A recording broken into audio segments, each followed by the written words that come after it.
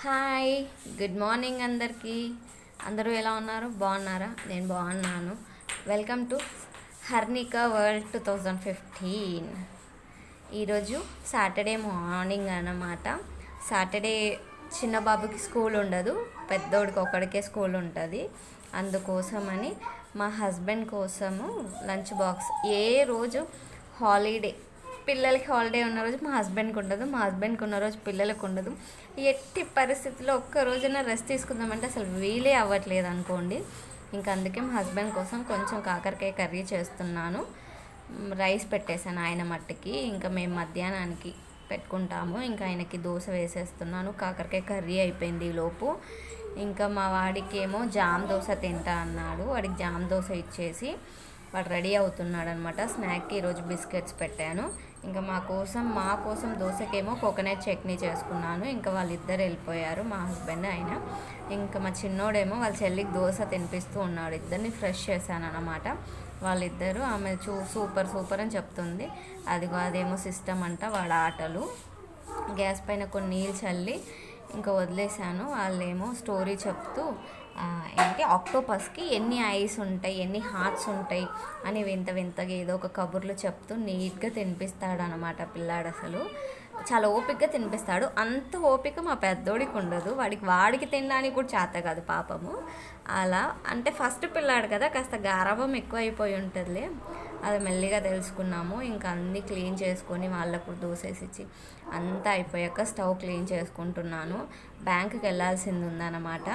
So ఫాస్ట్గా మళ్ళీ వాడికి 12:30కే కదా అని చెప్పి ఫాస్ట్గా క్లీన్ చేసుకుంటున్నాను. కౌంటర్ టాప్ అంతా కూడా సాటర్డే వస్తే కంపల్సరీ క్లీనింగ్ పెట్టుకుంటాను గ్యాస్ స్టవ్.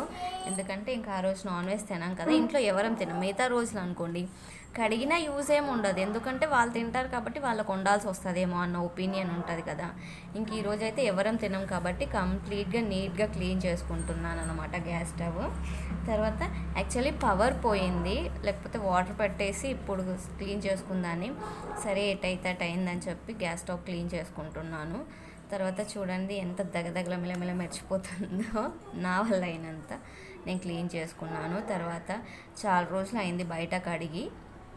సో గత ఒక 3-4 డేస్ నుంచి ఏం కడగట్లేను అన్నమాట. అందుకోసమని నీట్గా వాటర్ వేసుకొని, కావాల్సినంత వాటర్ వేసుకొని బయట అంతా చిమ్ముకుంటున్నాను. ఎందుకంటే చాలా ఓపెన్గా ఉంటుంది కదా, రోడ్డు పక్కనే అనమాట.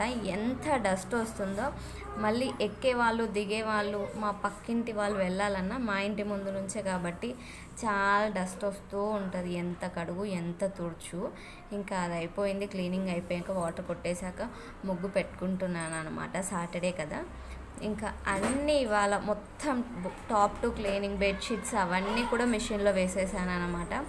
ఆ ప్రాసెస్లోనే ఇది కూడా క్లీన్ చేసుకున్నాను. ఎర్లీ మార్నింగ్ అయితే కాదులేండి, ఒక 10 ఆ టైంకి ఇంకా కంటిన్యూషన్ వర్క్ చేస్తున్నాను. వాళ్ళని పంపించేసి 8 తర్వాత నుంచి ముగ్గేసుకుంటున్నాను. చాలా రోజులు అయింది ఇంటి ముందు ముగ్గు పెట్టి. ఇప్పుడు చెప్పినట్టే పెట్టలేదన్నమాట, ఇంకా కుదరలేదు, ఇంకా అక్కర్లేదు అనిపించి పెట్టలేదన్నమాట. ముగ్గు చూశాక అవుట్పుట్ ఎలా ఉందో, బాగా వేసానా లేదా చెప్పండి. మీరైతే ఏ రోజు కంప్లీట్ క్లీనింగ్ పెట్టుకుంటారు? నాకు చాలామంది చెప్పారు సాటర్డే పెట్టుకోకూడదు, సాటర్డే మస్క బట్టలు ఉతకూడదు, మ్యాట్లు ఉతకకూడదు అని. కానీ చెప్పినవన్నీ పాటించలేం కదా, బిజీ షెడ్యూల్లో. మనకు వీలైన రోజు, మనకు తోచిన రోజే చేసుకోగలం కదా.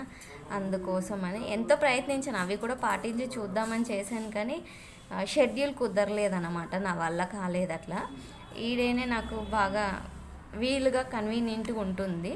సో అలా కంప్లీట్ చేసుకున్నాను. ఇది తుడిచేసుకున్నాక ఇల్లు తుడిచేసుకుందామని వెళ్ళిపోతున్నాను అన్నమాట. చూడండి నా ముగ్గు బాగుంది. ఇంక ఇల్లు కూడా తుడిచేసుకుంటున్నాను అనమాట. ప్రతిసారి బయట కిచెన్ హాలే తుడుచుకుంటాను కదా పూజ మట్టుకి.